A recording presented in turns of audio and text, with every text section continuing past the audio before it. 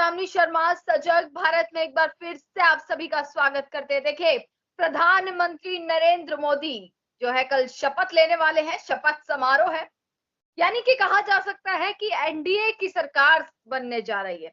एक तरफ ये आशंकाएं लगाई जा रही थी कि कहीं ना कहीं नीतीश कुमार और चंद्रबाबू नायडू इंडिया गठबंधन की ओर जा सकते हैं, परंतु ऐसा नहीं हुआ। नीतीश कुमार ने पूरा पूरा साथ जो है वो प्रधानमंत्री नरेंद्र मोदी का दिया, परंतु अब ये देखना है कि ये सरकार टिकती कब तक है। नीतीश कुमार कब तक टिकते हैं एनडीए की सरकार में, और गठबंधन की सरकार क्या नरेंद्र मोदी चला पाएंगे या नहीं। इसी मुद्दे पर बातचीत करने के लिए देखिए हमारे साथ ऑनलाइन जुड़ चुके हैं संदीप मिश्रा जी, और प्रवक्ता है कांग्रेस की तरफ से। तमाम इनकी आपने वीडियोस भी देखी होंगी, लगातार इन्होंने विरोध भी किया नीतियों का, गलत नीतियों का सामने आकर इन्होंने विरोध किया। और क्या लग रहा है, देखिए किस तरीके से अब शपथ समारोह होने जा रहा है। कल तक तो हम ये सोच रहे थे कि हो सकता है कि इंडिया गठबंधन से कोई प्रधानमंत्री के रूप में देखने को मिल सकता है, परंतु वापसी नरेंद्र मोदी की वापसी जो है वो एक बार हो रही है। देखिए, देश को अयोध्या ने एक संदेश दिया कि कटेगा कलेश। कलेश क्या था कि मणिपुर में नंगी बेटियां अब नहीं घुमाई जाएंगी, 750 किसान बलि का बिल लाके नहीं मारे जाएंगे, मीलों मील मजदूरों को पैदल चलने की मजबूरी नहीं होगी, कोरोना में बिना ऑक्सीजन के तड़पते हुए प्राण नहीं देखे जाएंगे, युवाओं की छाती से बेरोजगारी का जो तीर गाड़ रखा है मोदी जी ने निकल जाएगा, अग्निवीर जैसी योजना हटा ली जाएगी, बहनों को न्याय मिलेगा। और भगवान बहुत लोगों को न्याय करने का मौका देता है कि वो न्याय की राह पर आके न्याय के पथिक बने, अन्याय के विरोध खड़े हो, जुल्मी के विरोध खड़े हो, जुल्म का सामना करें, ना डरे ललकारें, जैसे राहुल गांधी जी नायक बनके 56 इंच के गुब्बारे की हवा निकाल दी। ये मौका चंद्रबाबू नायडू जी के पास भी था और नीतीश कुमार जी के पास भी था कि न्याय के खिलाफ, जिनके अन्याय जो करता रहा उनके खिलाफ हर वादा खिलाफी मोदी जी ने की। 2013 में आपको याद होगा, जैसे मोदी जी का नाम आया कि मोदी जी प्रधानमंत्री होंगे, नीतीश बाबू सबसे पहले मोदी का हाथ छुड़ाकर भागे थे एनडीए से और कहा था कि मोदी की लहर नहीं, ये ब्लोवर की हवा है, इसमें कुछ नहीं रखा है। और कल मोदी शरणम गच्छामी, शरण में लेट गए, चरण वंदना कर ली, तो पलटू राम ने दिखा दिया कि पलटू राम और लट्टू राम भी हैं, कि सिर्फ वो पलटते ही नहीं घूमते भी हैं। ये तो कहा नहीं जा सकता। देखिए, ऐसा भी तो हो सकता है कि 6 महीने बाद जो है नीतीश कुमार पलट जाए, गारंटी तो कुछ नहीं है ना कि 5 साल तक टिकेंगे या नहीं टिकेंगे।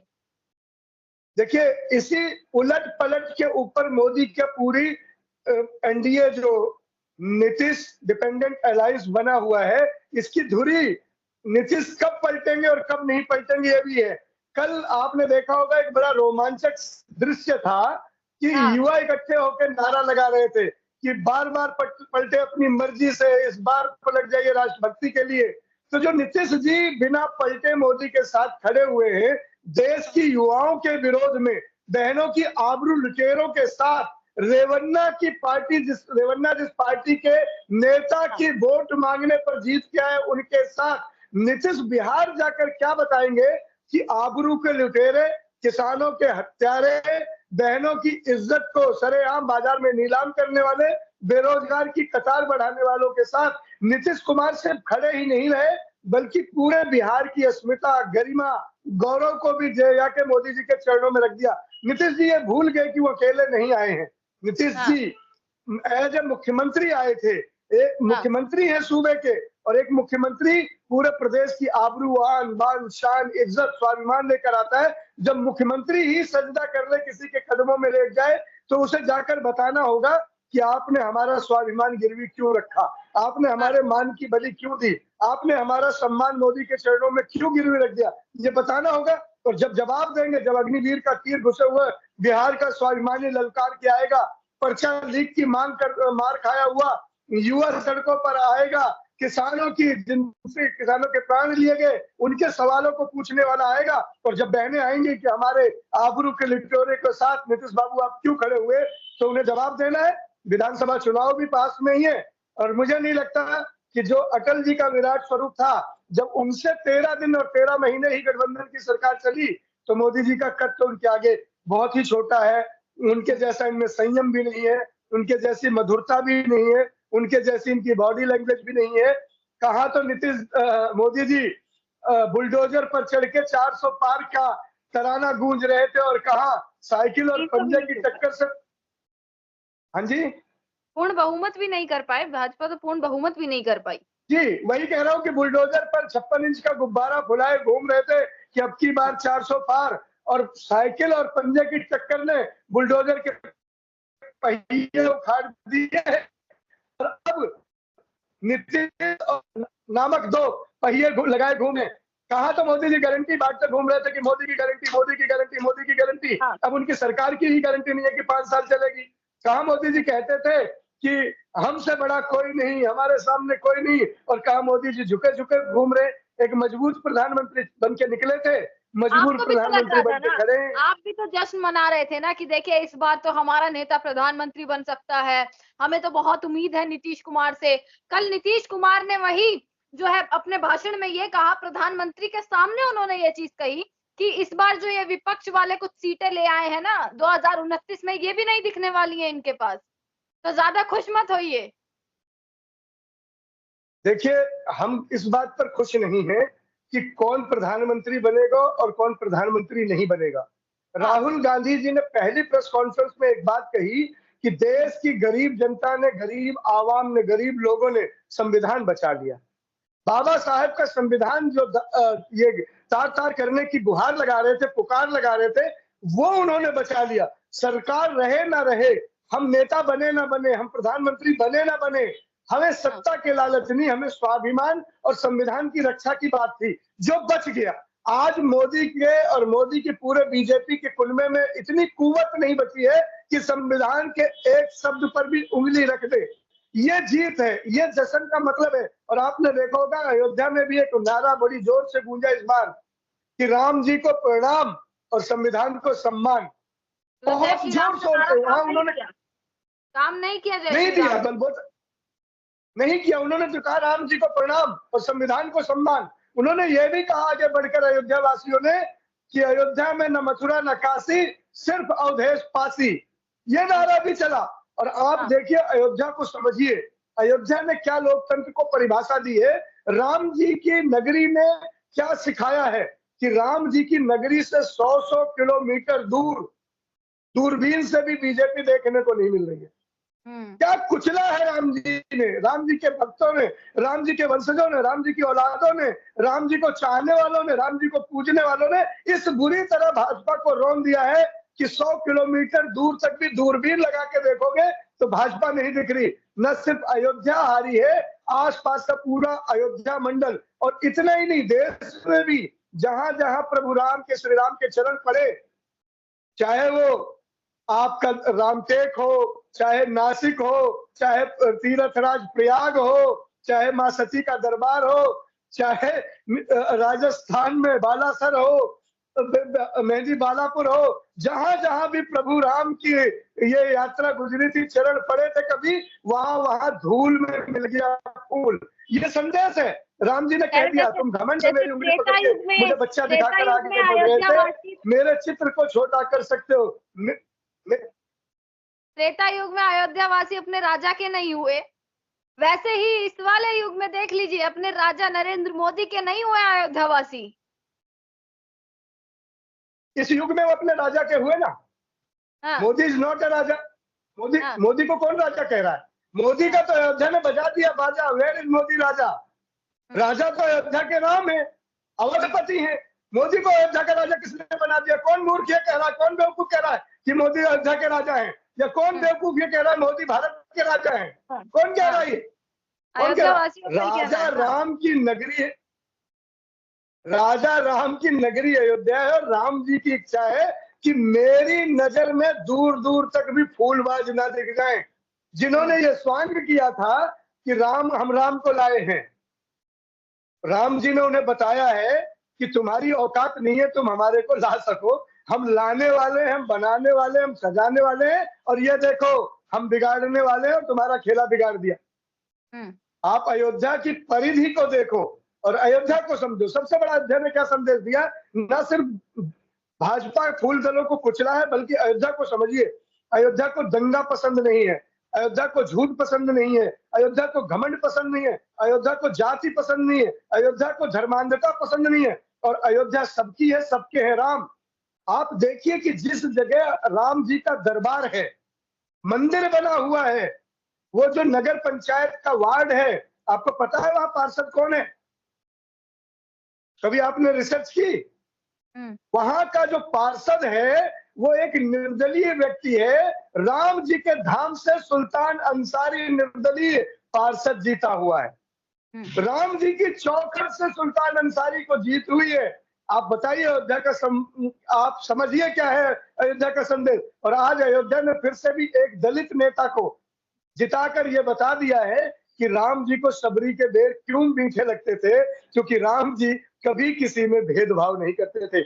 आज की राम की परिभाषा राहुल जी में दिखती है।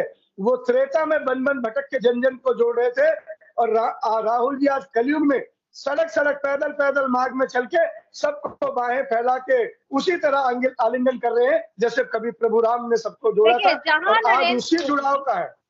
जहां नरेंद्र मोदी अब तक एक कट्टर और डंके की चोट पे जितने बड़े प्रधानमंत्री थे, अब जैसे बैसाखी लेकर वो चल रहे हैं नीतीश और नायडू की, क्या ये कहा जा सकता है कि हाँ अब इस देश में एक कमजोर प्रधानमंत्री है जिसको खुद नहीं पता कि उसकी सरकार कब गिर जाए? नहीं, ये तो दुनिया बोल रही है, पूरा देश और दुनिया के अखबार चिल्ला चिल्ला के बोल रहे हैं कि घमंड हार गया। आपने देखा होगा कई कई जगह दामिनी जी एक बोर्ड भी लगे हैं कि घमंड हारने की बधाई। बड़े बड़े पोस्टर लगे, आपने व्हाट्सएप पे भी देखे होंगे, जगह पे देखे होंगे कि घमंड टूटने की बधाई, ऐसे ऐसे बधाई आ रहे। तो अहंकार तो कभी रावण का भी नहीं रहा, वो तो बहुत बड़े ज्ञाता थे। मोदी जी को तो ज्ञान भी कम है, तो नाले से भी गैस निकाल लेते हैं, बादलों में राडार से हवाई जहाज में गए ये भी बता देते हैं। तुलसीदास, गोरखनाथ और गुरु नानक देव जी को भी एक दिन एक क्लास में बिठा देते हैं। तो राम जाने चेतक की माँ से भी दोस्ती कर लेते हैं और रिश्ता जोड़ लेते हैं। इसरो और उसरो से भी अपना संबंध बना लेते हैं, और टेलीप्रॉम्प्टर बंद हो जाता है तो थोड़ा बड़ा बड़ा बड़ा बोलने लगते हैं। ये सबने ही देखा है। तो वो तो ज्ञानी भी नहीं, उन्हें समझ भी नहीं है, लेकिन फिर भी वो कायम है। तो मैं इतना ही कहूंगा कि वो बहुत कमजोर तो वो सदा ही थे। अगर कमजोर नहीं होते नरेंद्र मोदी तो जीरो प्रेस कॉन्फ्रेंस नहीं होती, एक भी पत्रकार के सवाल का सामना नहीं होता, ऐसा प्रधानमंत्री का मौन जुलूस पत्रकारों के सामने नहीं चला जाता। जो 100 किलो भाषण के बदले 5 किलो राशन बांटने के आदी है, वो प्रधानमंत्री प्रेस वार्ता, प्रेस कॉन्फ्रेंस में एक सवाल भी नहीं ले पाए। ये उनकी कमजोरी का इससे बड़ा सबूत कोई और हो नहीं सकता। तो ये वहीं दूसरी तरफ ये जो आपकी विरोध जो कर रहे हैं और ये जो सवाल है आपकी, ये नाराजगी जो है, ये तो अगले 5 साल भी रहेगी। प्रधानमंत्री तो आखिर वही बने ना, राज्य तो देखिए उन्हीं का ही चलेगा ना। तो वापसी उम्मीद कैसे करेंगे कि आप कह रहे देश सुधर जाएगा, देश में लोकतंत्र खत्म हो गया, देश में संविधान जैसी चीजों पर जो है वो खतरा है। तो सरकार थोड़ी ना बदली है, सरकार तो वही है ना, तो अगले 5 साल भी यही चीजें होंगी। सरकार बदल गई है जी, सरकार बदल गई है। आपने ही अपने इंट्रो में कहा था कि एनडीए सरकार बनी है, मोदी सरकार नहीं बनी है। आपने पहला ही बोला था। मोदी जी ने भी भाषण में बहुत कुछ बोला कि एनडीए सरकार, एनडीए सरकार, एनडीए सरकार। अब मोदी सरकार कहाँ है? वेयर इज मोदी सरकार? टेल मी, है क्या? नेतृत्व मोदी जी कर रहे हैं ना। ऐसे तो आप कोई भी बहाना लेके चलिए आओ कि ये नहीं तो ये है, ये नहीं तो ये। अब आप देखिए कि वित्त मंत्री कौन होगा, रक्षा मंत्री कौन होगा, गृह मंत्री कौन होगा, जल संसाधन मंत्री कौन होगा,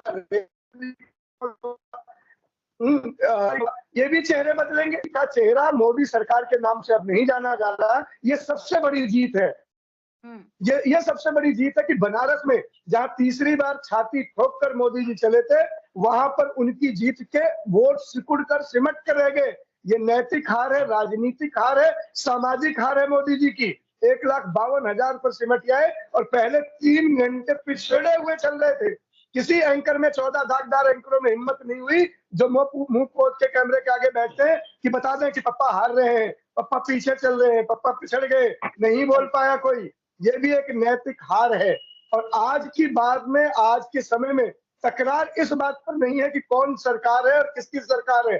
तकरार सिर्फ इस बात पे है दामिनी जी कि क्या भगवान ना करे कि मोदी 3.0 में फिर से हमें सड़कों पर नंगी बहनें देखनी पड़ जाए। भगवान ना करे कि 0.30 में फिर से किसानों की बलि ले ली जाए, तो 750 किसान मार दिए जाए। भगवान ना करे कि 0.30 में फिर से पुलवामा जैसा कांड हो जाए और हमारे नौनिहाल, हमारे जाबाज शहीद कर दिए जाए। भगवान ना करे कि फिर से पहलवान तिरंगे का मान बढ़ा के आए और कोई ब्रिजभूषण जैसा उनकी आबरू पर हाथ डाल दे और उन्हें जंतर मंतर पर चिल्लाना पड़े। भगवान ना करे कि कोई ऐसी